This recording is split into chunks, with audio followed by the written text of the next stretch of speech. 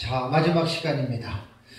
전 시간에는 이제 우리가 보는 요한계시록의 내용을 그냥 마구잡이로 배워가지고 그냥 누가 이렇게 말했으니까 이제 이렇다 말하는 게 아니라 제가 요한계시록의 독법을 연구를 하면서 요한계시록을 볼 수 있는 모든 지식들을 동원할 수 있는 것들을 총동원해서 우리는 이 본문을 이렇게 이해한다, 이렇게 본다. 그걸 이제 제가 강조하고 있는 것입니다. 그래서 우리 역사적 전천년의 신학적 기초는 70일의 계시와 그 70일의 계시가 우리의 이제 모티프가 되는 본문이거든요. 그래서 거기에 신학적인 우리 기초를 70일에 두고 우리가 이제 그것을 요한계시록과 연결지어서 우리가 이제 다니엘서와 연결해서 우리가 요한계시록을 보거든요. 이것은 우리 역사적 전천년이 보는 종말론의 입장에서 정말로 자신있게 추천할 수 있는 이제 그러한 사실들입니다. 대부분 이제 성경을 해석하는 것들을 보면 신학적인 기초와 어떤 그런 것 없이 그냥 마구잡이로 해석하는 경우들이 있는데 이제 그런 경우들은 좀 아니죠. 근데 이제 우리가 보는 요한계시록은 이러한 신학적인 성경적인 기본적인 지식과 기초를 가지고 우리가 이제 보는 거다라고 이렇게 얘기를 했고, 그 다음에 이제 우리가 보고 있는 그 내용은 이제 초대교부였던 이레네우스, 히폴리투스와 같은 그러한 유명한 교부들이 봤던 그 사상을 우리는 사실은 이어받아서 또 그렇게 보고 있다라고 하는 것을 제가 지금 말씀을 드렸습니다. 이제 사실 본론적으로 말을 하면 이제 한 일의 기간 동안의 해석이 우리가 요한계시록 6장부터 19장까지가 약 44가지의 사건을 신학적인 기초인 다니엘서 70일의 한 일회라고 하는 이 7년이라고 하는 틀 속에서 우리는 44가지의 사건을 지금 어떻게 보고 있느냐, 그 전 시간에 말을 한 거예요. 높아심에서 다시 말씀을 드리면 한 일에 저거 7년? 이거 세대주의 아니야? 그렇게 말하는 사람은 진짜 무식한 사람입니다. 무슨 얘기인지 아시겠죠? 그 세대주의가 이거 말한 게 아니라 성경이 이렇게 말하고 있는 거예요. 다니엘서 7장에서 한일회를 7년 이렇게 말하고 있고, 이 해석의 최초의 신학자가 누구냐면 이레네우스와 히폴리투스입니다. 그러니까 우리는 그러한 성경적인 해석과 신학자들의 그러한 사람을 보면서 우리가 지금 한일회를 말하는 거지, 우리가 뭐가 답답해서 세대주의한테 배우겠습니까? 역사적 전천년이. 말도 안 되잖아요. 그죠? 19세기에 출현한 세대주의한테 우리가 뭘 배워요? 우리는 초대교회 교부들이 우리의 신학 사상의 기저가 초대교회 교부들에게 우리가 있다라고 하는 거예요, 여러분. 이게 역사적 전천년의 자신감인데 많은 사람들이 이 사실을 너무들 몰라요. 그리고 무천년주의자들이 역사적 전천년주의자들 좀 이렇게 겁주면서 니네는 뭐 세대주의랑 같고 뭐 세대주의한테 배우고 왜 그런데 바보처럼 당하고들 있냐, 그 말입니다. 제 말은. 그러니까 그렇게 말하는 무천년주의자들 무식한 사람들이에요. 그래서 제가 다니엘서에서 그 부분을 말을 했습니다. 이번 시간에는 제가 뭘 보냐면 요한계시록 7장을 보면 여기 보면은 6장이 제1봉경이라고 그랬잖아요. 그러니까 봉경은 3가지 7 시리즈에 대한 내용을 봉경이라고 그래서 이건 제 말이 아니라 무천년, 전천년, 세대주의, 후천년 신학자들 그 부분이 제 책에 박수원 박사님 책에서 제가 인용을 한 겁니다. 약 10명의 신학자들이 보고 있는 사용하는 공동적인 용어예요. 봉경이라고 하는 말이. 그래서 제1봉경이 6장에 6째 인까지가 봉경이 되고 7장에 들어가면은 제1은 1인데 뭐냐? 막간계시라 그랬죠. 삽입된 거예요. 뭐냐면 6번째 인과 7번째 인 사이에 7장이 삽입이 된 거예요. 그래서 7장은 14만 4천의 인침과 흰옷 입은 큰 무리의 2가지의 사건이 7장에 딱 들어가 있잖아요. 자, 이번 시간에는 요 관계성을 제가 말을 하려고 합니다. 지난번에도 몇 번 말씀드렸지만 이건 너무나 기가 막힌 거예요. 아까 우리 이정무 목사님하고 잠깐 제가 말씀을 나눴는데 우리가 이런 것들을 찾아내야 돼요. 근데 이거는 책에 별로 안 나와요. 그래서 이건 칼빈이 말한 대로 성령의 조명과 성령의 감동으로 기도하면서 왜 하나님께서 44가지 사건을 6장부터 19장까지를 사건을 도치시키고 도대체 막 중간에 막 이상하게 일곱 나팔 일곱 대리고 순서적으로 쪼록쪼록 있으면 얼마나 좋겠어요. 근데 막 그 사이에 막 이런 계시 저런 계시를 막 집어넣어가지고 왜 이렇게 혼란하게 했을까? 그건 우리 인간의 생각이고 하나님의 의도는 그게 아니란 말이에요. 하나님이 우리에게 계시하시면서 인간을 혼란스럽게 만들려고 계시한 것이 아니라 우리 인간이 볼 때는 그것이 납득이 안 되고 혼란스럽다 하더라도 하나님은 계시의 배열을 그렇게 하셨잖아요. 하나님이. 그러면 그 배열을 하신 하나님의 의도가 무엇인지를 아는 것이 바로 성경을 읽는 독자들인 우리가 그것을 풀어야 할 과제라는 말입니다. 안타깝게도 요한계시록에는 거기에 대한 설명이 없습니다. 그래서 칼빈이 강조한 대로 우리는 성령의 감동과 조명 외에는 다른 방법이 없다는 거예요. 아까 전 시간에 한 일의 기간 동안에 6째 인이 나와요. 그죠? 6장에 6째 인은 한 일에 나타나는 중요한 사건을 딱 하나님이 보여준 거예요. 그래서 6번째 인이 이 세상을 심판하는 지구 멸망인데, 그렇다면 하나님의 종말론적인 시나리오로 볼 때 예를 들어서 예수님 재림하고 이 세상에 불로 심판하면 무천년은 그것으로 끝이라 그러죠. 근데 역사적 전천년은 끝이 아니라 천년왕국이 있고 끝이에요.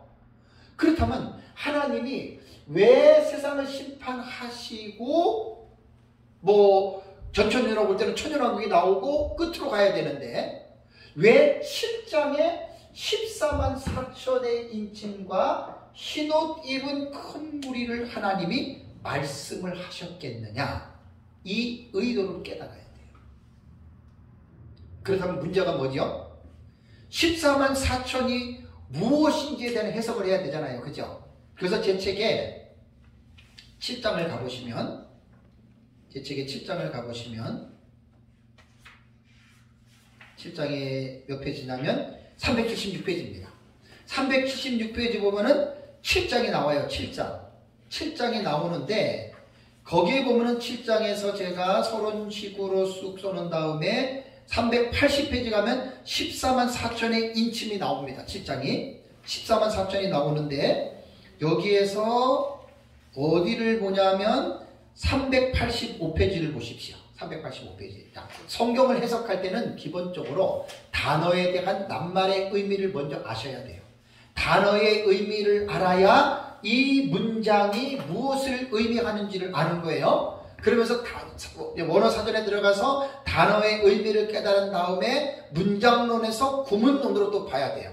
그러면서 이 문장이 주부가 어떤 부분이고 술부가 어떤 부분이고 그 다음에 동사가 어떻게 묘사됐고 이런 것들을 서기적으로 쭉 보고 난 다음에 성경의 해석을 들어가야 되는데 가장 기본적인 14만 4천의 인침이 사전에 나오죠. 자, 제 책 385페이지에 보면은 9가지의 이론들을 제가 적어놨습니다.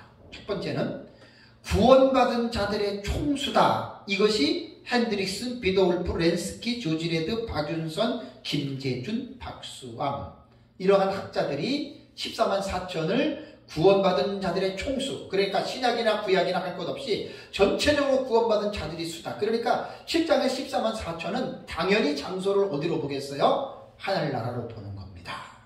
해석이 그렇게 됩니다. 두 번째는 문자적인 유대인의 구원 얻을 충만수, 이상근, 김웅조, 그 다음에 존슨 외국인 학자입니다. 자, 이건 왜 그런 줄 아세요? 이 사람들 다 세대주의입니다. 자, 세대주의의 요한계시록 해석의 특징은 전체 텍스트를 전체적으로 문자로 봅니다. 상징으로 안 봅니다. 다 문자로 봅니다. 그러니까 여기에서 14만 4천이 인칠 때 이스라엘 12지파에 12,000명씩 인치죠. 그죠? 그러니까 여기는 이스라엘의 유대인들의 구원받은 자들로 보는 거예요. 그러면 첫 번째 무천년의 개념이나 전천년의 일부 학자들이 박윤선 박사님도 무천년과 똑같이 보는데 구원받은 자들을 총수로 보는데 서로가 다르죠. 그죠? 그럼 이거 가지고 싸워야 돼요? 아니에요. 당신은 그렇게 보는구나. 그렇게 생각하는 게 옳습니다. 다 해석을 들어가면 많이 달라요. 세 번째는 데이크와 왈브르드와 김웅조 목사님, 이분들 다 세대주의자들인데 환란기에 보호받을 문자적인 이스라엘이다. 문자적인 것을 강조하는 거 보면 다 세대주의입니다. 이게 세 번째 개념이고, 네 번째 해석은 교회 휴거 후 이삭 죽기 할 복음 전도자. 조영기 목사님이 이렇게 얘기를 했습니다. 물론 조영기 목사님 세대주의입니다. 여기에서 교회 휴거 후라고 하는 말은 세대주의자들이 말하는 7년 환란 전에 교회가 하늘로 휴거된다. 거기에 이제 남아있는 이삭 죽기 할 복음 전도자들이다. 이렇게 조영기 목사님 보는 거고, 다섯 번째는 이강복 목사님 해석입니다. 하나님만 아시는 하나님의 종들에 관한 숫자입니다. 그러니까 이강복 목사님 시도만 사준을 누구로 봐요? 하나님의 종들로 봐요. 우리도 이렇게 보죠? 두 주민으로 본다 그 말이에요. 자, 그 다음에 여섯 번째는 포이에라고 하는 신학자는 1세기에 살고 있는 불신자인 유대인들과 대조되는 당대 유대 출신의 그리스도인들, 포이에가 이렇게 봅니다. 다음에 일곱 번째는 리처드 보커, 무천년의 대가죠. 리처드 보커도 아주 좀 의아스럽더라고요. 유대인의 메시아 군대 명단으로 봅니다. 리처드 보커도. 아까 제가 말씀드렸잖아요. 무천년이라고 다 똑같은 게 아니에요. 달라요, 이렇게.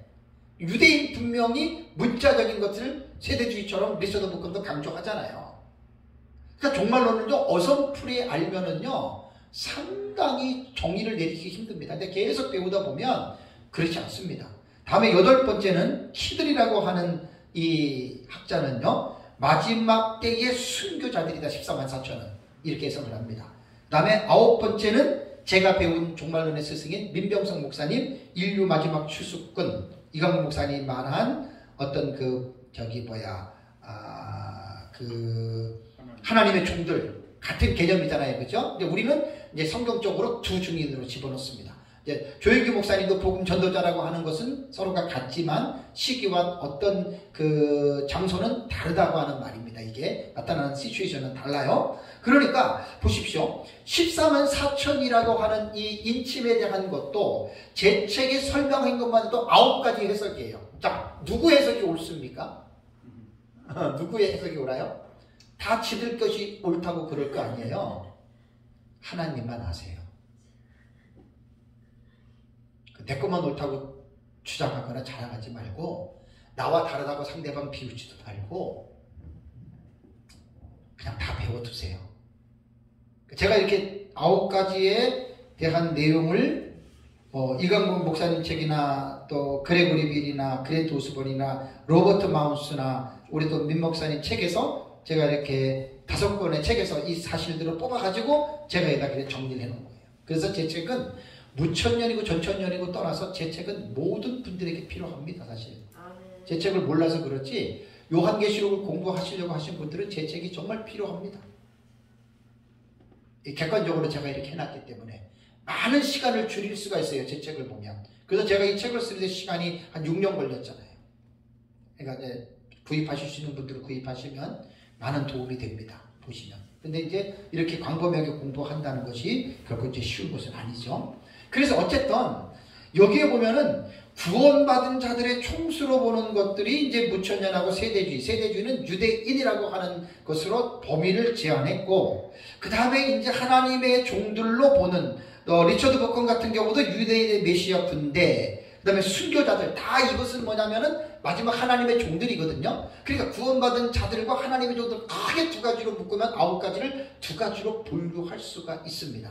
저는 당연히 마지막 때에 하나님의 종들, 사명자들인 두 증인으로 보거든요. 두 증인으로 보고. 왜 그러냐? 그것은 말할 필요가 없습니다. 그냥 그렇게 보는군요 하면 되는 거예요. 그 다음에 이제 흰옷 입은 큰 무리가 있습니다. 흰옷 입은 큰 무리. 자, 흰옷 입은 큰 무리는 이제 어디로 가보시면 되냐면, 자, 401페이지 한번 보십시오. 401페이지에 보시면 흰옷 입은 큰 무리의 재견해입니다. 제가 5가지만 넣었습니다. 이거 집어넣냐 그러면 수십 가지. 그러니까 이 사람 저 사람 족보 없는 사람끼리 다 집어넣으면 엄청 많이 나오거든요. 웬만한 거는 제가 뺄 건 뺐어요.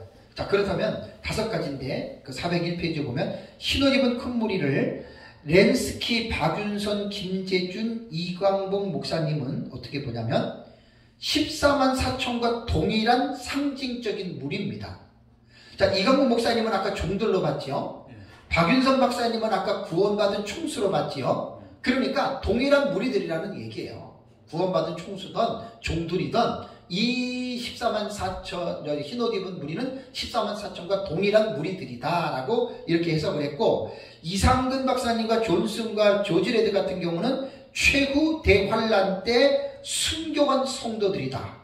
흰옷 입은 큰 무리, 그러니까 성도들로 본 거예요. 성도들로. 자, 그 다음에 세 번째는 핸드릭슨입니다. 무천년의 주경학자 핸드릭슨은 승리한 교회의 영광된 모습을 상징한다. 그러니까 무천년은 14만 4천을 구원받은 총수로 봤잖아요. 그죠? 그러니까 흰옷 입은 큰 무리는 구원받은 무리들이 결국 승리한 교회의 무리잖아요. 그죠?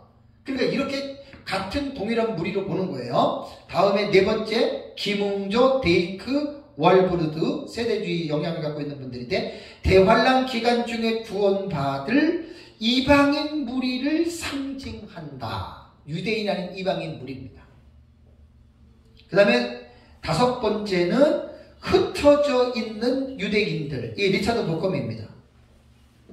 제가 6가지 했군요. 여섯 번째는 누구냐면은 제가 배운 대환란 때에 이사장의 성업 하나님의 보호를 받고 있는 보호 예비처에 있는 성도들이다. 우리는 지금 이렇게 보는 거예요.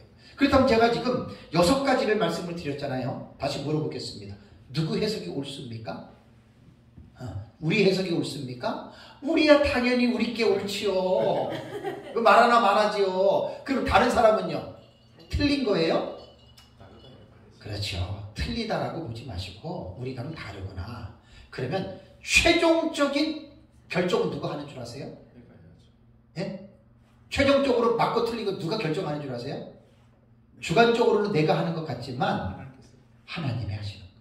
그래서 특히 종말로는 예수님 재림할 때 보면 딱 결정이 나요. 그죠? 천년왕국이 땅이냐? 그럼 예수님 재림하면 끝난 거고, 근데 예수님 재림한 게 이 땅이냐? 그럼 무천년 틀린 거예요. 그죠? 그러니까 겸손하게 우리가 하자는 얘기예요. 너무나 자기 자신의 주관적인 어떤 생각이나 자기 자신의 주관적인 직신에 확신을 갖는 건 좋아요. 여러분, 또 말씀드리지만 확신은 저보다 더한 사람이 있으면 나오보라 그러세요. 둘째 가라면 제가 서러워할 사람이에요. 내 확신이 너무 강한 사람이에요. 그럼에도 불구하고 제가 저와 다른 사상에 대해서 제가 이제는 각을 세우지 않는 이유는 우리가 다 피차 겸손할 필요가 있다라는 말입니다. 피차 겸손해야 됩니다. 다 배우셔야 됩니다. 근데 하나를 배우기도 힘든데 2개 배우는 건 더 힘들고 4개 배우는 건 더 힘들죠. 근데 다 배우셔야 돼요. 그래서 대부분 보면은 사람들이 어떻게 보냐면 14만 4천의 무리와 흰옷 입은 큰 무리를 동일한 부류로 보잖아요. 그죠? 근데 우리는 어떻게 봐요? 동일한 무리가 아닙니다. 우리 해석으로 본다면 14만 4천은 두중인이고 사역자들이고, 그 다음에 흰옷 입은 큰 무리는 대환란 때에 하나님의 예비처에서 보호받고 있는 성도들입니다. 물론 여기엔 사역자들이 두중인도 포함이 되어져 있죠. 자, 이런 것의 차이가 있습니다. 그렇다면 이제 여기서 제가 이번 시간에 강조하려고 하는 거는, 왜 하나님이 6장에서 첫째 인에서 여섯째 인까지의 지구 멸망의 계시를 딱 끝내놓고 왜 삽입 계시의 막간 계시의 14만 4천과 흰옷 입은 무리를 왜 하나님이 집어넣겠느냐. 그리고 7장에서 2가지 사건이 끝난 다음에 8장에 가면은 7인이 그때 떨어져요. 7번째 인이. 그럼 우리 퀘션 마크를 가져야 되잖아요. Why? 왜 하나님 계시를 이렇게 배열을 하셨습니까? 그러니까 하나님의 의도를 알려고 하지 않는 사람들은 하나님 헷갈리게 왜 이래요? 그냥 1, 2, 3, 4, 5, 6, 7인 하고 그 다음에 뭐 이걸 하든가 하지 왜 6째 인하고 뭐 또 7째 인 사이에 왜 삽입시켜놓고 이 2가지 계시를 했습니까? 그건 우리 생각이란 말이에요. 성경은 불합리한 것이 하나도 없습니다. 하나님이 전부 다 합리적으로 모든 계시를 기록하게 하셨어요. 우리가 생각하는 불합리하다고 생각하는 불합리한 생각을 하나님의 의도를 깨달음으로 우리는 합리적인 생각으로 우리가 체인지가 되는 거예요. 여기에 대해서 제가 도움을 주는 말이 지금 뭐냐면 6장 6번째 인에서 지구가 멸망이 됐습니다. 그럼 벌써 한일해가 이렇게 6가지 사건이 일어나네. 그죠?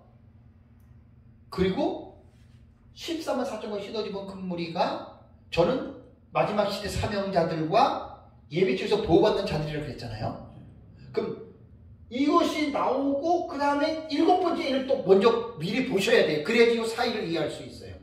7번째 인은 내용은 없습니다. 7번째 인은 다음에 아까 여기서 나왔죠. 그죠? 다음에 게시할 7시리즈인 7나팔이라고 했죠. 그죠? 그 7번째 이는 내용은 없고 다음에 나타나는 나팔 시리즈를 설명하는 내용이라는 말이에요. 그리고 삼입계시가 7장에 이게 들어갔어요. 자, 그럼 이제 보세요. 7번째 인이 뭘 말하는 거죠? 첫째, 넷째 나팔이 한일해가 시작이 되는 시점에서 지금 계시에 대한 내용을 설명했죠. 그죠? 5번째, 6번째, 7번째는 전삼년만 마지막 후사년만 시작되면서 이렇게 7대접으로 이렇게 되잖아요. 그죠? 그러면 보세요. 나팔 계시를 1부터 7까지 볼 때는 이 내용이 어느 기간에 일어나죠? 한 일의 기간에 일어나죠. 자, 아까 인을 봤던 걸 한번 기억해 보세요. 첫째 인에서 6째 인은 어느 기간에 일어나는 거죠? 한 일의 기간에. 그죠? 7번째 인도 7나팔인데 한 일의 기간에 일어나죠? 근데 7번째 나팔을 보니까 7번째 인과 똑같이 내용은 없어요. 요 7번째 나팔도 내용은 없는데 다음번에 나타날 7시리즈가 대접 시리즈요. 이 대접 시리즈는 한 일회가 마치는 시점에 이게 쪼르륵 쏟아지죠. 그죠? 딱 그러면 어떤 감이 잡혀요? 7인, 7나팔, 7대접은 이 사건이 7737에 21, 21가지 사건이에요. 여기에 인터벌 2개까지 나가면 23가지가 돼요. 사건이. 그럼 23가지를 보니까 결국은 우리는 신학적 기초가 한일의 기간에 일어나는 거라고 얘기를 했잖아요. 이 한일의 기간 동안에 일어나는데 6째 인으로 한일회를 먼저 하나님이 보여주시고 그렇다고 이 6째 인이 한일의 전부를 말하는 게 아니죠. 추가적으로 7나팔과 7대접이 한일회를 설명해 주죠. 전체적으로 볼 때는 어떻죠? 6째 인까지만 하면 한일회가 부족하죠. 근데 나팔과 대접이 들어가니까 한일회가 어떻게 돼요? 내용이 꽉 차지요. 어떤 생각이 듭니까? 제가 깨달은 거예요. 하나님이 6째 인으로 한일회를 먼저 대략적으로 보여주신 거예요. 그리고 그것이 다가 아닙니다. 6째 인으로. 왜? 나팔 계시도 있고 대접 계시도 있잖아요. 그렇다고 반복적인 계시는 아니에요. 내용이 전혀 달라요. 내용이 동일한 것도 있지만 다른 내용도 있어요. 그러니까 나팔과 대접을 통해서 하나님은 6인으로 말씀하신 내용 중에 부족하잖아요. 부족함을 나팔과 대접의 계시로 채워주신 거예요. 그렇다고 7인, 7나팔, 7대접으로 한일회가 다 나온 게 아니죠. 요 7인 시리즈 사이사이에 연관 계시, 삽입 계시가 들어가죠. 그것까지 다 해서 6장부터 19장까지가 44가지 사건이랄 거 말이에요.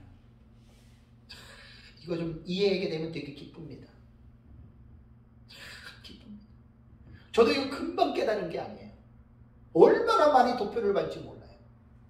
그리고 딱 깨닫고 나니까 너무나 마음속에 확신과 기쁨이 드는 거예요. 이게 이런 건데 이런 걸 모르고 이게 뭐냐면 개론적으로 이런 공부를 먼저 하셔야 되잖아요. 그죠? 전체적인 윤곽을 공부를 하고 이제 읽어야지 되는데 윤곽을 모르고 읽으니까 도대체 이걸 어디다 붙여? 자, 사람이 사고가 나가지고 사지가 절단됐어요. 두 팔, 두 다리 다 잘라졌어. 몸뚱아리만 있어. 외과 의사가 지금 팔은 팔대로 발은 말대로 이어야 되잖아요. 근데 발을 갖다가 팔에다 붙일 수 있어요? 없어요? 있지요. 팔을 다리에다 붙일 수는 있잖아요. 붙이는 거는 접합은 할 수는 있는데 제대로 된 건 아니잖아요. 그러니까 6장부터 19장까지가 44가지의 사건인데 도대체 첫째인, 다섯째인, 뭐 일곱째인, 나팔, 대접, 이게 육하 원칙 속에서 언제 어디서 누가 언제 어디서 무엇을 어떻게 왜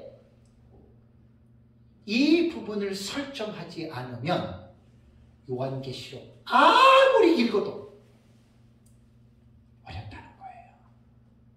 그래서 이 공부를 하기 전에 개론식으로 제가 지금 윤곽을 먼저 제시를 해주는 거예요. 윤곽을 먼저 제시를 해주고 제가 이거를 도표를 보면서 제가 이렇게 깨달은 거예요. 그래서 하나님이 일곱인과 나팔과 대접을 통해서 중요한 거는 뭐죠? 한 일해 동안에 일어나는 사건들을 몇 번 하나님이 계시한 거예요? 방법은? 두 번이죠. 이걸 내가 딱 발견해낸 거예요. 그리고 호크만 책을 보니까 어떤 학자가 두 번의 순환 주기를 통해서 투 사이클이에요. 와, 내가 놀래버렸다니까요. 그러니까 책을 보면 나와요. 우리가 책을 안 봐서 그렇지. 우리나라의 사람들보다도 외국 학자들이 아무래도 실력 있는 분들이니까 외국 학자들의 책을 보면 볼수록 내가 볼 때 나온다고 생각해요. 그래서 지금 이런 식으로 딱 나온 겁니다. 자, 그렇다면 이제 문제가 뭐냐면 하나님 분명히 6번째 인으로 세상의 심판을 받았어요. 그런데 14만 4천이 나왔어요. 신어지고 큰 무리가 나왔어요. 왜 하나님이 이 계시를 보여줬을까요? 성경에는 안 나와요.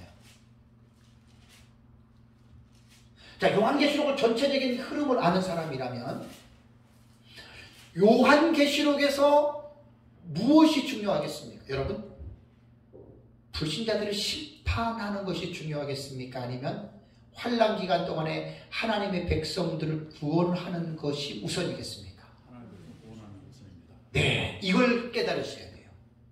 심판이 우선 아니에요. 제가 아까 전에 시간에 말했지만 이 세대주의, 극단적인 세대주의자들은 요한계시록에 나타난 심판과 재앙을 가지고 성도들에게 겁주고 쉽게 말하면 사기치는 사람들 많거든요. 그래가지고 성도들 이제 마지막 때가 가까우니까 막 밖에 있으면 심판받으니까 자기들에게 집 팔아 돈 팔아 들고 사기치는 사람들이에요. 극단적 세대주의는 너무 위험한 사람들이에요. 그러니까 하나님은 제가 요한계시록을 수도 없이 읽으면서 연구하면서 내린 결론이 뭐냐면 이거는 저뿐만이 아니라 모든 학자들도 그렇게 얘기를 해요. 심판이 우선이 아니라 마지막 때는 예수님도 천지 창조 이후로 이런 큰 환난이 없었다고 얘기를 했고 다니엘서 12장 1절에도 마지막 때에 큰 환난이 있다라고 대환란이 있다고 예언했죠. 마지막 때는 환난이 있습니다. 절대로 마지막 때의 시츄에이션은 환난이 없는 그런 평안한 세상이 아닙니다. 환난이 있습니다. 그리고 하나님은 요한계시록을 왜 기록했겠느냐? 심판의 계시도 있지만 대환난 가운데의 하나님은 누구를 먼저 생각하세요? 하나님 백성. 자기 백성이에요. 내 새끼 먼저 챙기는 거예요. 하나님은. 그럼 하나님이 자기 자신의 백성을 챙기기 위해서는 무엇을 하나님 편에서 해야 되겠습니까? 창세기부터 시작돼서 하나님이 아담을 통해서 무슨 일을 하셨어요? 아담과 하와가 범죄한 이후에 하나님은 아담을 통해서 무엇을 계시해 주셨습니까? 죄인들을 구원하시는 구원 계시를 해줬잖아요. 그 구원 계시의 최초에 나오는 창세기 몇 장에 나와요? 3장 15절. 최초의 복음 원시 복음입니다. 뱀의 후손과 여인의 후손의 관계. 그 여인의 후손이 바로 예수 그리스도잖아요. 예수 그리스도를 통해서 죄인된 너희들을 내가 구원하겠다라고 하는 이 계시를 창세기 3장 15절에 하나님이 아담과 하와에게 계시한 이후부터 하나님은 아담과 셋과 에노스와 쭉 에녹과 그 노아까지 10명의 아담의 자식들 있죠. 그들을 하나님께서 사역자로 쓰신 거예요. 두중인의 모티프는 거기서 나오는 거예요. 뭘 말하라고? 여인의 후손이 오실 것이다. 우리는 여인의 후손을 통해서 우리는 구원을 받을 것이다. 그게 창세기 5장의 아담의 톨레도트 족보입니다. 족보는 단순히 누가 낳고를 말하는 게 아니라 아담이 가지고 있었던 원시 복음을 후손에게 계시할 수 있는 바톤을 터치할 수 있는 사람의 구속사적인 의미로 볼 때는 그 사람을 말을 한다라고 하는 것입니다. 그 창세기 5장에 아담의 톨레노트를 단순히 누가 낳고 누구를 낳고로 읽으면 안 돼요. 사명적인 부분으로 볼 때는 하나님이 원시복음을 전할 수 있는 하나님의 종들을 그렇게 하나님이 세워 나가신다. 그게 두주님들의 시초가 아담부터 시작이 됩니다. 그 지금 이 시대에도 하나님은 전 세계적으로 수많은 자기 사역자들을 세우죠. 물론 신학교를 다니고 목사 안수를 받았다고 해서 진실한 하나님의 사역자는 아닙니다. 물론 대다수가 그렇지만 거기에는 거짓된 목사들도 있고 사기꾼들의 목사들도 있습니다. 이단과 사이비는 다 그렇잖아요. 목사라고 다 목사가 아니에요. 정말 하나님이 쓰는 종이 있어요. 그래서 제가 33년 목회를 하고 저야 뭐 목회는 별 없이 그냥 성경 연구만 하고 있지만 제가 볼 때에는 하나님은 자기 종들을 세상에 드러내놓고 쓰는 종들이 있어요. 시대마다. 사람들에게 인정받고 존경받고. 근데 하나님은 전부 다 종들을 드러내놓고만 쓰지 않으시더라고요. 숨겨놓고 쓰는 종이 있습니다. 엘리야 시대에 엘리야는 대표적으로 하나님이 드러내놓고 쓰신 종이지만 바알에게 무릎을 꿇지 않는 7,000명의 종들은 하나님이 숨겨놓고 쓰는 종들이에요. 지금도 여러분 우리나라에 수많은 유명한 목사님들 몇천 명 몇만 명 해가지고 뭐 유튜브 나오고 텔레비전 나오고 그래서 그 사람들만 쓰는 것 같지만 천만에요. 도소지방에 산간지방에 저처럼 몇 명 앉혀놓고 설교하고 가르치는 숨겨놓고 쓰는 종들도 있다는 말입니다. 확실합니다. 드러내놓고 쓴다고도 하나님 종이 아니에요. 오히려 드러내놓고 쓰는 사람들 중에 거짓된 사역자들도 많습니다. 목사들도. 꼭 기억하시기 바랍니다. 남이 알아주지 않아도 낙심할 필요가 전혀 없어요. 뭐 사람들이 알아보고 몇천 명 몇만 명 해가지고 그렇다고 해가지고 잘난 거 아닙니다. 여러분. 그 가운데 심판받을 종들도 많아요. 그렇게 생각하면 오산입니다. 하나님이 숨겨놓고 쓰는 종도 종이고 드러내놓고 쓰는 종도 종입니다. 그래서 하나님은 마지막 때에 이미 예수님의 재림은 정해졌잖아요. 그죠? 예수님 재림하시고 나서 이 세상을 심판하시잖아요. 마지막 때는 사탄의 세력이 총공세로 교회를 공격하잖아요. 이게 대환란이거든요. 하나님은 자기 백성을 먼저 안전한 곳으로 피신시키는 것이 요한계시록에서 제가 깨달은 거예요. 그게 7장이에요. 7장. 그래서 14만 4천은 우리가 두 증인으로 보는 것이 왜 두 증인이 오르냐면 여섯 번째인 6장의 마지막 제인 여섯 번째인으로 세상이 멸망한다. 그러면 이제 우리가 첫째인에서 여섯째인까지만 보면은 어때요? 와, 이거 완전히 세상이 심판받고 끝나네? 그걸로 여러분 우리는 사실 어떻게 보면 낙심이잖아요. 그죠? 그러한 입장에서 하나님은 자기 백성들에게 No! 아니다. 낙심하지 말아라. 이 세상은 그렇게 심판을 받지만 내가 너희를 환난 가운데서 내가 너희를 구원할 것이고 환난 가운데서 내가 너희를 예비처로 내가 인도해 드리리라. 이게 7장에서 말하는 중요한 의도라는 거예요. 그래서 14만 4천은 뭐 구원받은 총순이 뭐니 아무리 그래도 저는 그렇게 그 사실을 내가 동의할 수 없는 게 나는 그렇게 보지 않습니다. 14만 4천은 마지막 때 예수님이 그랬잖아요. 인자가 마지막 때에 믿음을 보겠느냐. 그죠? 이 말은 뭐냐면 예수님이 마지막 때에 믿음을 보지 않는다는 말이 아니라 믿음을 가진 사람들이 마지막 때 신앙생활이 거의 잠자고 거의 해이해진다 그 말이거든요. 그러면 예수님의 재림이 가까이 와서 보라 신랑이로다 맞으러 나오라라고 여천여교회에서 종들이 외칠 때 슬기로운 다섯 처녀와 미련한 다섯 처녀가 전부 다 함께 졸며 잤잖아요. 그런데 종이 소리를 지르지 않으면 신부들이 맞이합니까? 맞이하지 못합니까? 못 맞이하잖아요. 그래서 마지막 때의 사역자는 무슨 일을 하는 일이냐면 예수 믿어라. 예수 믿으면 복받고 잘 먹고 잘 살고 부자 되고 자식 잘 되고 너희들 행복하게 살 것이다. 이게 마지막 시대 외치는 종들의 메시지가 아니고 지금 아무리 먹고 살기 좋고 여러분 좋은 것 같아도 정신 차리십시오. 예수님이 곧 가까이 오고 있습니다. 계시록에 예수님이 속히 오리라고 한 말이 에르코마이에요. 에르코마이라는 단어예요. 그게 뭐냐면 현재형이고 중간태예요. 예수님은 지금 오고 있는 중이에요. 에르코마이는 그렇게 해석을 해야 돼요.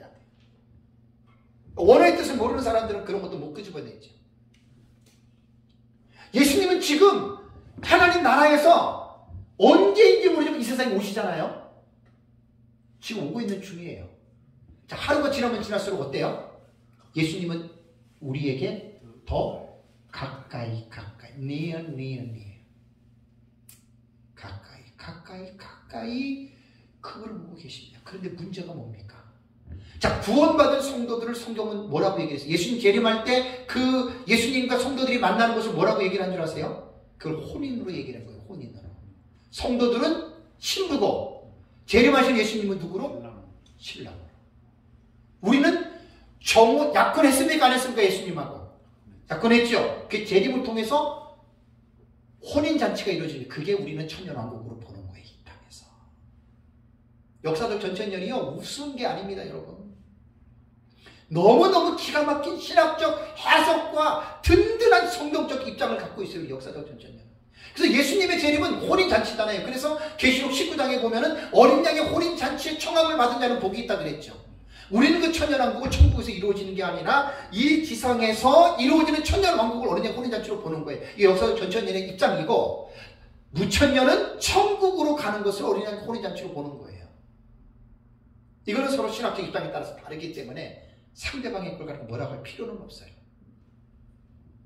예수님은 지금 오고 있는 중이에요. 그렇다면 왜 사역자가 왜 필요합니까? 목사가 왜 필요합니까? 목사가 무당입니까? 목사가 성도들 복만 빌어주는 무당의 역할을 하기 위해서 목사가 필요합니까? 그건 아닙니다. 목사는 성도들에게 계시의 말씀을, 예언의 말씀을 연구하고 가르쳐서 마지막 때에는 중요한 게 뭐겠습니까? 예수님의 재림이 가까이 온다. 그러므로 뭐하라? 깨어있으라. 이게 마지막 때 목사가 할 사명 아닙니까, 여러분? 마지막 때 목사가 무슨 설교를 해야 됩니까? 예수님의 재림의 때가 가까이 왔기 때문에 세상에 먹고 마시고 즐기는데 노아 시대와 롯의 시대처럼 빠지지 말고 정신을 차리고 인자 앞에 서도록 항상 기도하며 깨어있으라고 전하는 것이 마지막 시대의 목사의 사명이 아닙니까, 여러분? 이게 계시록 11장에 나오는 디오마르티우스 두 증인입니다. 그래서 사역자들은 영적으로 잠들어 있는 성도들을 영적으로 깨우는 거예요. 정신 차리십시오. 정신 차리십시오. 이 세상의 정욕과 안목의 정욕과 육신의 정욕에 사로잡히지 말고 깨어서 영으로서 육신의 행실을 쳐서 복종시키고 죽이고 성령을 따라서 여러분들은 성령 충만하게 마지막 때에 주님 앞에 서기에 부끄러움 없는 삶을 살아가십시오라고 외치는 것이 마지막 시대의 두 증인의 사명입니다. 이게 요한계시록에 나오는 디오마르티스 두 증인이에요. 그래서 우리가 7장에서 14만 4천을 두 증인으로 보는 이유는 하나님께서 전 세계적으로 있는 택한 백성들 중에서 목사만이 들어가는 게 아닙니다. 일반 성도들도 깨달은 사람 들어갑니다. 그들을 통해서 하나님이 여러분 사역자는 누구를 위한 사역자인 줄 아십니까? 성도를 위한 사역자입니다. 성도가 없는데 목사가 필요합니까? 필요 없습니다. 한 명이라도 성도가 있을 때 목사가 필요한 거지 성도가 없는데 그건 목사 필요 없습니다. 진짜입니다. 한 명이라도 성도가 있으면 목사가 필요합니다. 왜? 성도를 양머리를 가르치기 위해서.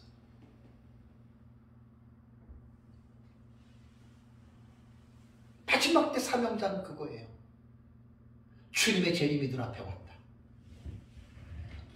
요한계시록 22장에 보면 내가 속히 오리라 퀴클리 아주 재빠르게 온다는 거예요. 2000년이 지나도 안 왔잖아요. 그럼 예수님의 말씀이 틀린 말씀인가요? 그래서 제가 하나님의 시간과 인간의 시간법을 제가 강의를 몇 번 했잖아요. 그죠? 설교도 제가 꽤 했습니다. 인간의 시간 계산법과 하나님의 시간 계산법은 다 차이가 있죠.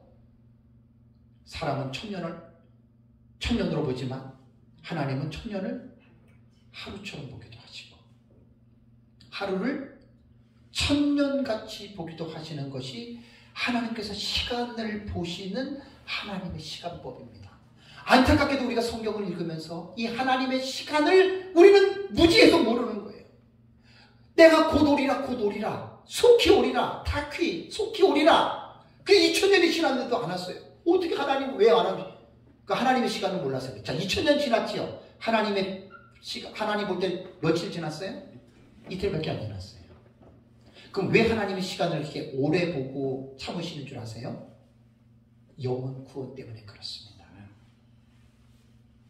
영혼 구원하려고 하나님이 2000년도 길게 안 보시고 이틀로 보는 거예요.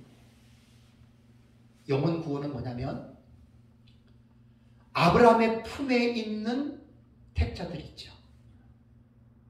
그 생명책에 기록된 택자들이 다 구원을 받아야 하나님의 구속의 계획은 그때 끝나는 겁니다. 피날레가 그때 오는 겁니다. 아직도 예수님이 안 왔다, 세상이 심판을 받지 않았다라고 하는 말은 아직도 하나님의 플레인 속에는, 마스터 플레인 속에 구원을 받아야 할 사람 중에 아직도 구원받지 않는 사람이 있다는 거예요. 이 세상은 어느 곳인가 있다는 거예요. 그거를 찾기 위해서 하나님이 사역자, 목사를 세우는 거예요. 목사 돼가지고 이름 나고 명예를 갖고 등 따뜻하고 배부르고 잘 먹고 잘 살고 떵떵거리며 살라고 하나님이 목사를 세운 게 아니라 허물들과 죄들로 죽었던 아브라함의 영적인 자손들을 살리고 구원하고 치유하고 바르게 세워서 바르게 살게 하기 위하여 하나님은 목사를 세운다는 얘기입니다. 목사라고 뭐가 대단합니까? 우리가 다른 사람보다 뭐가 대단합니까? 솔직한 얘기로. 다 오줌 싸고 똥 싸고 다 못된 생각하고 못된 짓 하는 게 목사 아닙니까? 우리가 다른 사람보다 더 거룩해서 목사가 된 게 아니잖아요. 우리도 바울과 같이 죄인 중에 괴수들이잖아요. 그럼에도 불구하고 하나님이 우리를 부르신 것은 우리 자신을 위해서 우리를 목사 안수를 준 게 아니라 아브라함의 품에 있는 자녀들을 구원하시기 위해서, 그 구원받을 자녀가 지금 어디에 있는지 모르지만 목사를 통해서 그 영혼을 구원하고 구원받은 영혼들이 아픔과 상처 가운데에 고통 가운데 처해 있는 그들을 치료하고 위로하게 하기 위하여 하나님은 목사를 세우셨다라고 하는 사실. 여러분, 이게 목사의 사명입니다. 우리 목사, 그러면서 하나님이 우리를 세우신 것입니다. 목사가 돼가지고 등 따뜻하고 배부르고 잘 먹고 지 몸집만 키우는 목사는 화 있을 진짜 심판을 받습니다. 나 자신을 위해서 목사가 된 게 아닙니다. 하나님의 택한 자들을 위해서, 그 택한 자들을 섬기고 구원하고 그들을 세우기 위해서 하나님은 목사를 세우는 거지. 교회 붕대가지고 돈 주머니에 집어넣고 지 마음대로 쓰고 떵떵거리고 과시하고 그러려고 하나님 목사 세운 게 아니라는 말입니다. 마지막 때에 예수님이 말씀하신 것처럼 많은 성도들이 영적인 잠을 잡니다. 세상의 죄악의 파도에 끌려갑니다. 목사들도 보면 가관지 않잖아요. 누군가 깨워야 될 거 아니에요. 누군가는 외쳐야 될 거 아니에요. 홍수에 떠내려가면 죽잖아요. 누군가는 깨워야 되잖아요. 이게 디오마르티스 두중인입니다. 영혼을 살리고 영혼을 케어하고 영혼을 일으키는 잠자는 영혼들을 깨워서 예수의 재림 앞에 부끄러움이 없이 서도록, 이게 마지막 때 목사들의 메시지가 돼야 돼요. 이게 마지막 때 목사들이 이런 설교를 해야 된다, 그 말이에요. 제 얘기는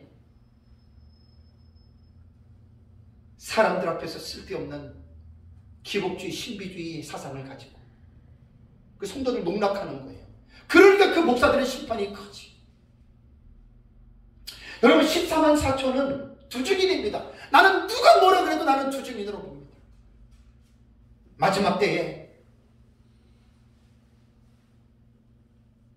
앞을 분간하지 못하고 세상에 빠져서 살고 있는 성도들 얼마나 불쌍합니까? 하나님은 그들을 깨우기를 원하시는 거예요. 목사가 돼가지고 네 잘난 척하고 잘 먹고 잘 살고 네 똥똥거리라고 목사가 된 게 아니라 그들을 좀 깨우라. 근데 그들이 어디 있습니까? 전 세계에 흩어져 있지 않습니까?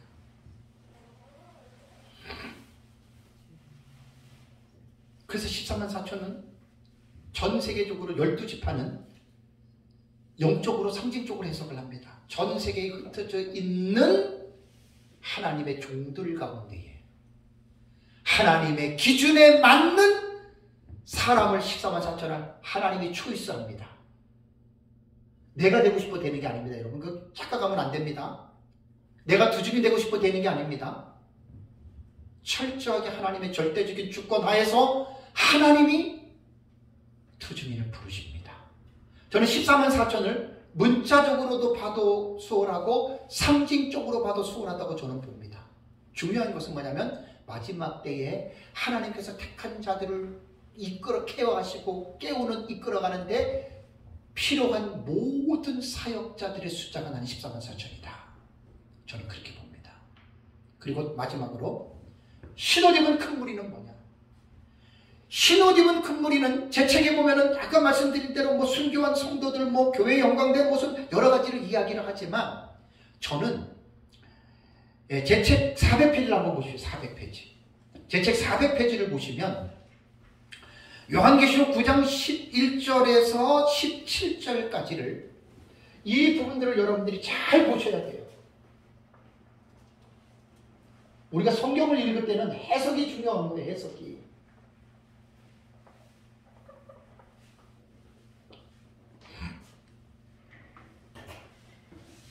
요한계시록 7장 11절에서 17절까지를 보면 지금 사도 요한이 뭐지요? 카이에이돈 그리고 내가 보았다. 지금 보고 있는 거예요. 사도 요한이 지금 계시를 보고 있어요. 근데 사도 요한이 보고 있는 계시가 어디를 보느냐? 자, 어떤 사람은 천국이래 이게 다. 어떤 사람은 땅이래. 누가 맞고 누가 틀려요? 조율을 해야 됩니다. 자, 지금 요한계시록 9장 13절과 14절은 성경을 보세요. 요한이 지금 보고 있는 거예요. 어디를 보느냐? 7장 11절에서 12절 보세요. 계시록 7장 11절과 12절은 누가 보더라도 이것은 하늘나라입니다. 천국입니다. 그렇죠? 누가 보더라도 이건 천국이에요. 하늘나라를 좀 보고 있어요. 이게 천상이에요. 천상. 하늘나라를 보고 있고 그 다음에 7장 9절에서 10절을 보세요. 9절에서 10절 그 다음에 15절에서 17절 제 책 주해를 보시면 다 나와요. 400페이지 부분에 보시면 여기에 이제 다 나옵니다. 자, 결론 이거 시간상 제가 다 말을 못해요. 내 책을 가지고 강의를 하면 이거 시간 엄청 걸립니다. 이거 핵심만 그냥 책을 읽어보시고 핵심만 보시면 돼요. 지금 보세요. 지금 신호님은 큰 무리의 환상은 누가 언제 어디서 어떻게 모습에 딱 볼 때는 사도 요한이 본 환상인데 투포인트입니다. 투포인트. 하늘을 보았고 7장 9절과 10절과 15절과 17절은요 지상입니다. 그러면 또 여기서 뭐 어떻게 10절, 9절과 10절과 15절과 17절이 이게 세상이나 하늘이지? 그럼 그렇게 당신은 보세요. 그러니까 제 책을 보세요. 제 책을 주해를 어떻게 해놨나. 제가 그렇게 마구잡이로 성경 해석한 사람 아닙니다. 제 책을 보시면 7장 9절과 10절, 15절과 17절을 보면은 15절에서 17절을 보시면 이거는 땅일 수밖에 없습니다. 땅일 수밖에 없습니다. 지금 결론만 얘기를 하는 거예요. 땅에서 신호님은 큰 무리가 천상에 있는 게 아니라 이 이 땅에 지금 지상에 지금 신어지고 큰 무리가 있는 거예요. 그래서 이것을 어디라고 하는 줄 아십니까? 예비처라고 합니다. 계시록 12장 6절 한번 읽어보세요. 계시록 12장 6절.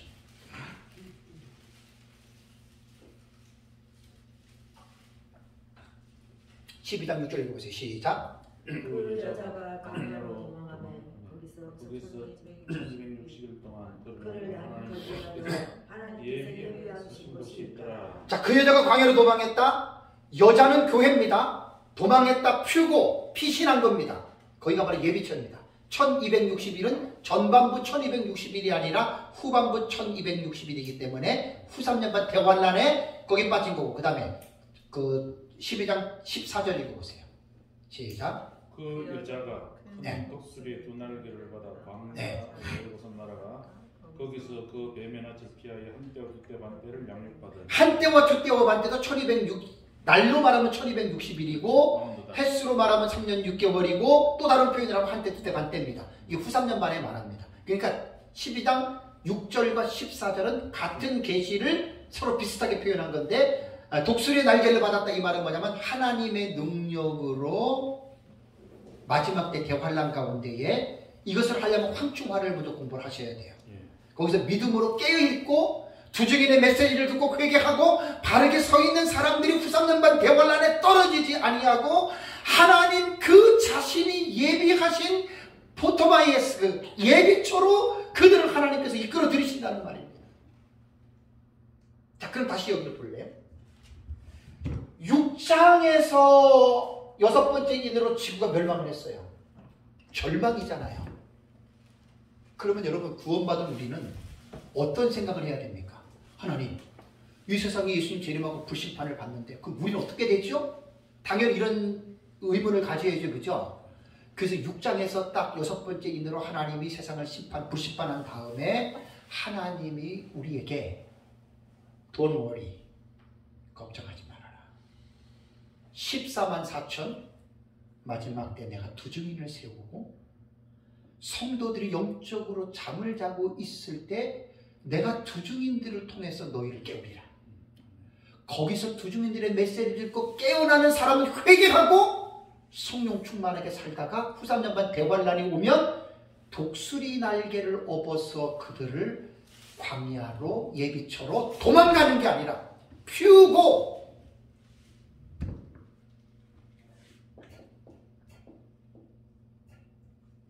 피신시키겠다 그 말입니다.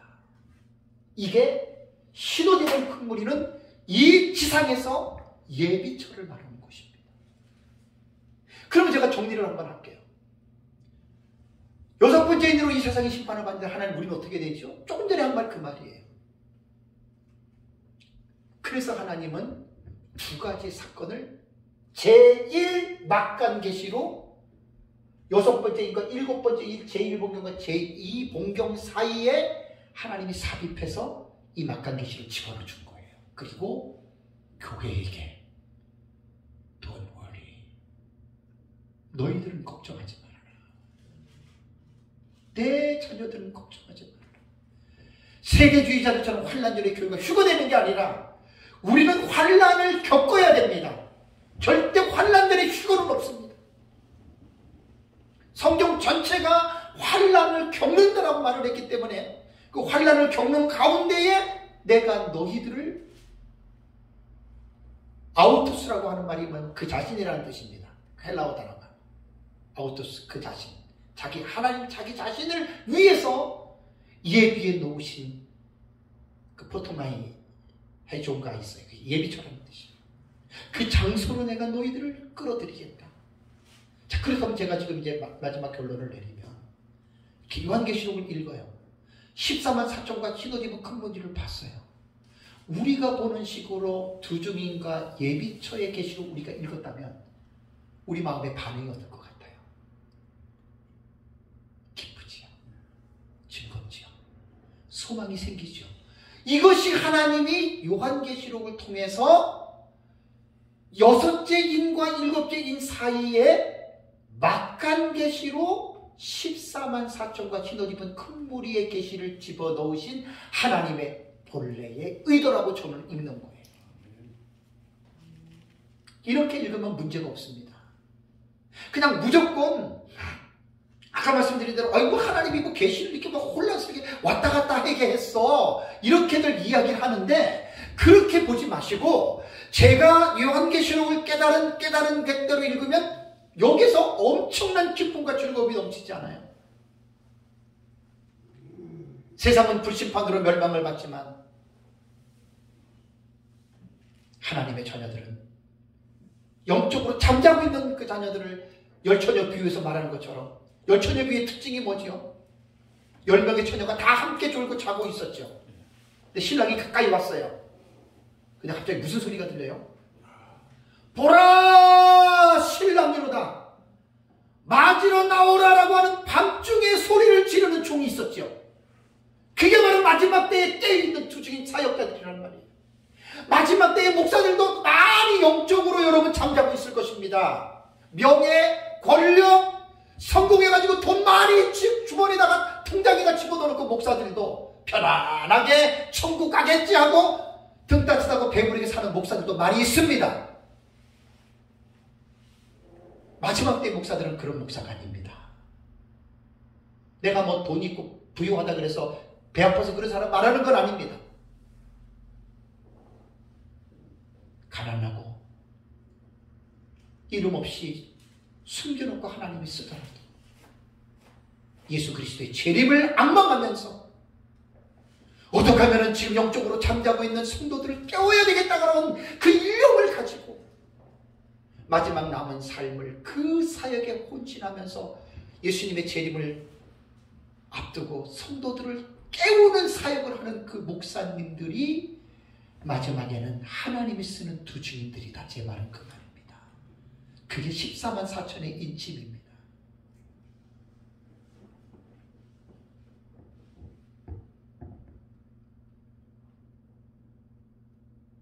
그래서 저는 계시록 6장의 의미를 6장과 7장에 나타난 1만간 계시의 의미를 저는 이렇게 깨달아요. 하나님이 심판보다도 자기 백성들에게 소망의 메시지를 주셨구나. 그래서 제가 늘 얘기하잖아요. 계시록 7장이야말로 하나님의 본래의 그분의 진한 마음이 계시록 7장에 포진해 있는 거예요.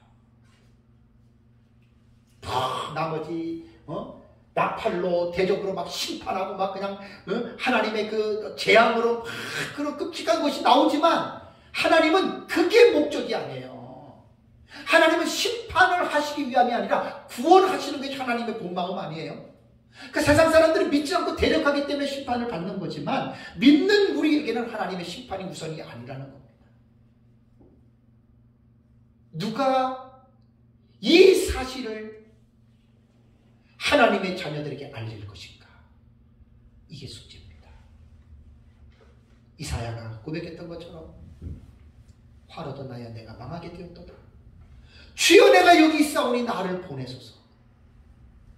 마지막 때 목사님들은 이 사상에 붙잡혀야 돼. 성도 늘어나고 뭐하고 그런데 재밌는 빠지지 말고 하나님이 몇 명을 줬던 몇십 명, 몇백 명, 몇천 명, 몇만 명을 줬던 간에 그 성도들 앞에서 그들을 다 깨워서 재림하시는 예수님 앞에 부끄러움이 없는 신부로 만드는 이 메시지를 성도들에게 전해서 마지막 때 성도들이 깨어서 바르게 하나님 앞에 설 수 있는 그 메시지를 전하는 목사님이 마지막 때 하나님이 기뻐하는 진정한 목회자라고 하는 사실입니다.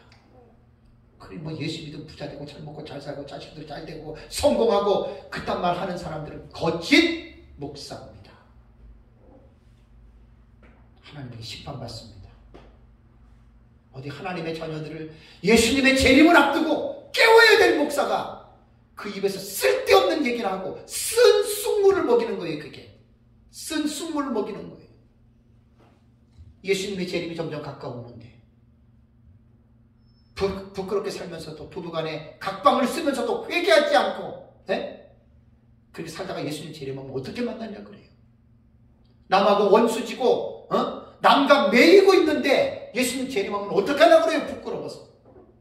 빨리빨리 회개시키고 대청결한 마음으로 겸손한 삶을 살아갈 수 있도록 목사는 마지막 때 설교를 해야 됩니다. 성도가 많던 적도 그게 중요한 게 아닙니다. 성도 많이 모으려고 하다 보면 목사가 올무에 걸립니다. 왜? 듣기 좋은 소리를 해야 되잖아요. 설교를. 듣기 좋은 소리를 해서 사람을 끌어모아야 되잖아요. 끌어모으는 게 목적이 아닙니다. 깨우는 게 목적이죠.